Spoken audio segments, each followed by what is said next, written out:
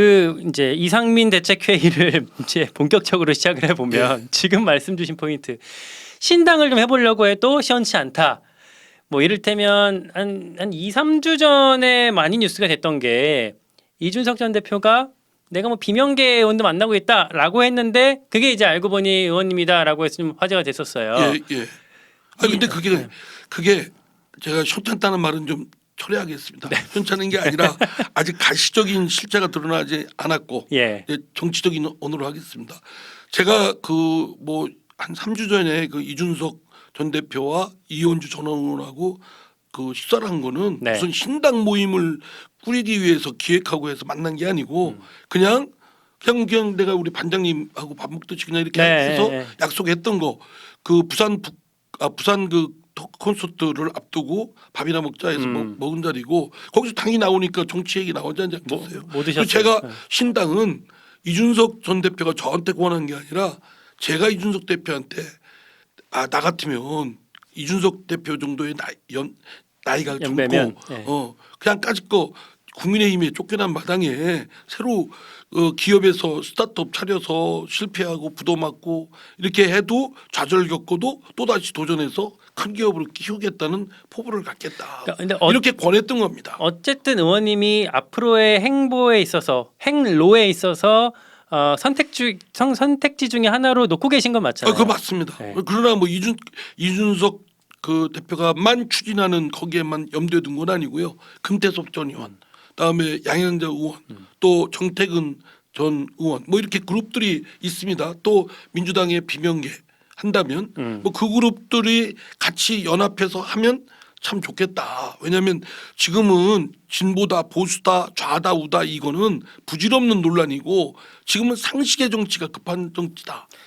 그래서 그거를 공통점으로 한번 모였으면 좋겠다 이런 얘기를 했죠. 연합하면 좋겠다라는 게 이제 기본 취지신 것 같고 예. 지금은 사실 연합이 명확하게 되어 있지 않은 상태니 제가 느끼기에 그러니까 의원님이 지금 선택할 수 있는 선택지는 민주당에 남아 있는 거 쉽지 않아 보이고 국민의힘으로 간다 혹은 뭐 이준석 무소속. 신당 무소속으로 한다 뭐 이준석 신당 혹은 뭐 금태섭 신당 양양자 신당 혹은 뭐 아까 원칙과 상식 뭐 이런 정도의 길이 네. 보이거든요. 예.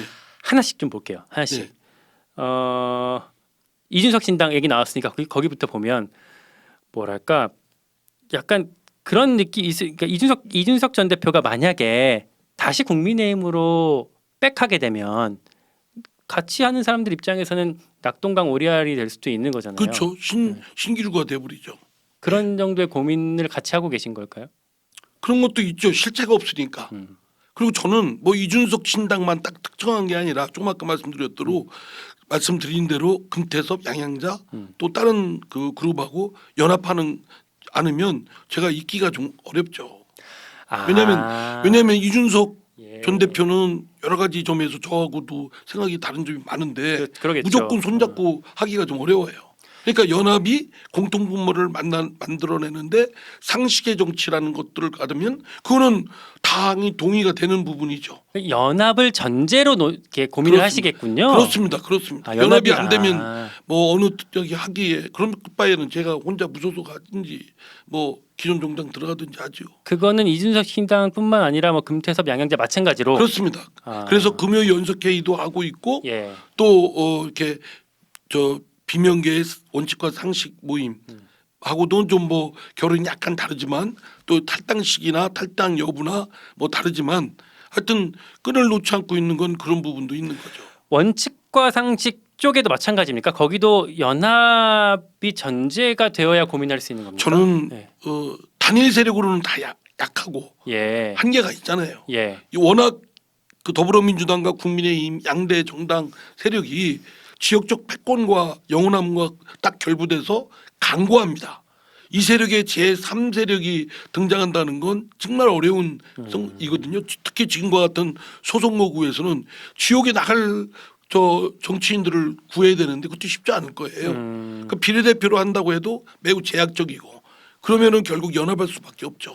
그러니까 어디 가서 그냥 작은 정당 가서 같이 연대하고 끝나는 정도가 아니라 정말 균열을 낼 수 있을 것 되어야 간다. 예, 그렇죠. 아 그래요. 저도 현실 정치인인데 가능성 있고 좀 뭐가 제 정치적인 비전과 목표를 꾸려갈 수 있는 터전이 돼야 그게 하지. 그게 안 되면 왜 가는 이유가 없잖아요. 그냥 뭐 맨 땅에 헤딩할 수도 없는 거고. 각각을 봤을 때 제가 그리고 명색이 오손이잖아요. 이제는 정치를 네. 이제는 새로 뭐 씨를 뿌리는 단계가 아니고 이제 마무리하고 말하면 정치에 이런 것들을 거둬들여야 될 상황이잖아요.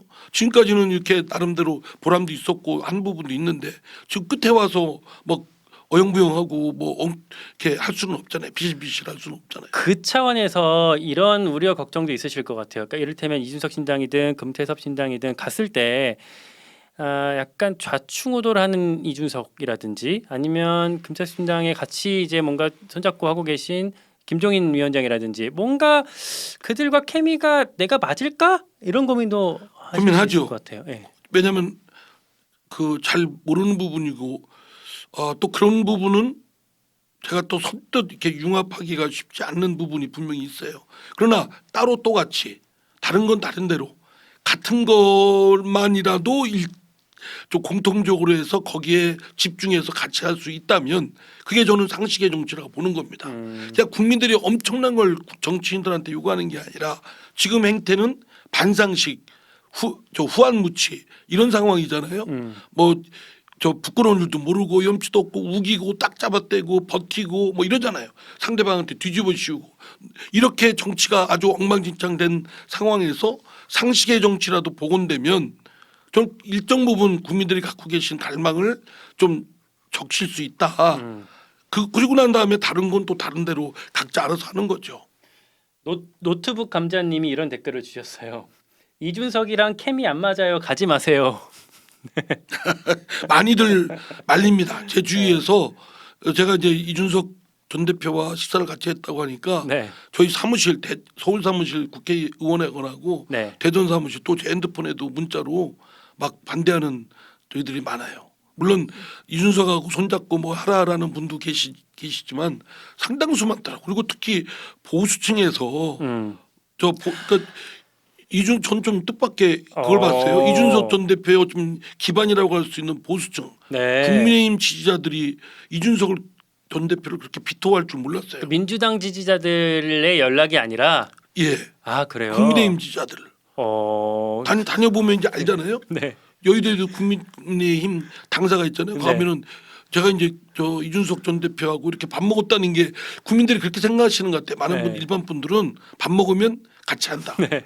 그건 아니잖아요. 언론에서 또 이렇게 띄우기도 하죠. 그러니까 막 예. 그렇게 돼버리고 또 이제 이번에 저 국민의힘 인요한 혁신위, 예. 위원장 혁신위에 가서 또 이렇게 사진 나오니까 국민의힘 갔다. 예. 어떤 분은 축하한다. 가지 마라. 뭐부터 시작해서 이랬는데 그 굉장히 비토가 많더라고요. 국민의힘 지지층에서 저 이준석 전 대표는 사실 이준석 대표를 지지하는 그룹이 있잖아요. 예. 그분들은 제가 이렇게 보기에 국민의힘 지지자들도 있겠지만 그분들보다는 중도층이나 또는 민주당의 지지자 중에서 그러니까 국민의힘 지지자 아닌 분들 중에서 이재명은 싫다.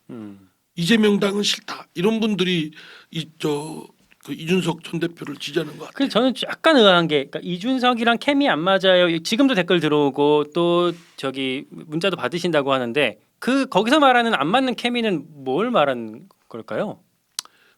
글쎄요. 보는 사람마다 여러 가지가 있겠죠. 스타일이나 네. 또 이준석 전 대표가 뭐 통통 뛰잖아요. 총계가. 그렇죠. 이렇게 보기에. 예. 그러면서 또 그거에 대한 거부감이 상당히 또 많은 분들이 많고 또 말씀하는 게 또 이렇게 화살처럼 탁탁탁 하니까 네. 그런 말이 또 다른 사람한테는 마음에 꽂히고 같은 말이라도 뭐 그런 거 아닌가 싶어요. 차가운 지난번 지점들. 예를 들어 네. 대표적으로 인요한 위원장이 부산에 갔을 때 네. 미스터 린튼. 보통 사람들 같으면 이렇게 손님으로 왔으면 아유 인요한 위원장님 저 이렇게 여기까지 먼 길 오셨는데 감사드린다. 그런데 제가 오늘 저 이현주 의원하고 토크 콘서트를 하는 거라 말씀을 따로 드릴 저기가 없어서 모실 수 없어서 죄송하다. 그러나 하여튼 저희들끼리 이렇게 말씀할 테니까 너 그렇게 이해해달라. 이렇게 하고 그냥 금방 끝나고 본래 했어야 될 토크 콘서트를 했어야 해요. 그때 토크 콘서트는 이현주 의원과의 토크 콘서트가 주제잖아요. 그렇죠. 예. 근데 그냥 이녀한 위원장한테 영어로 막 일방적으로 이렇게 하니까 그것도 이녀한 위원장은 그냥 일방적으로 맞는 모습을 보였단 말이에요. 그렇죠. 예. 그걸 영상으로 본 분들은 제가 볼 땐 80% 이상은 상당히 부정적으로 봤을 거예요. 이준석 전 대표에 대해서 예. 의원님도 그렇게 저는 부정적으로 쇼크, 보셨을까요? 문화적 쇼크를 받았어요. 문화적 쇼크까지 예. 받으셨어요. 그거 보고 진짜 그런 생각이 들었어요. 저 정도면 나하고도 만약에 내가 혹시 나하고 뜻이 다르든가 뭐 이럴 때 저렇게 할 수도 있는 거 아니야? 아 나한테도 그렇게 하는 거 그때 아닌가? 그런 생각이 들었죠. 왜냐하면 연배 차이가 이뇨한 위원장하고도 이뇨한 위원장이 저하고 비슷할 겁니다. 그러겠죠. 예. 예.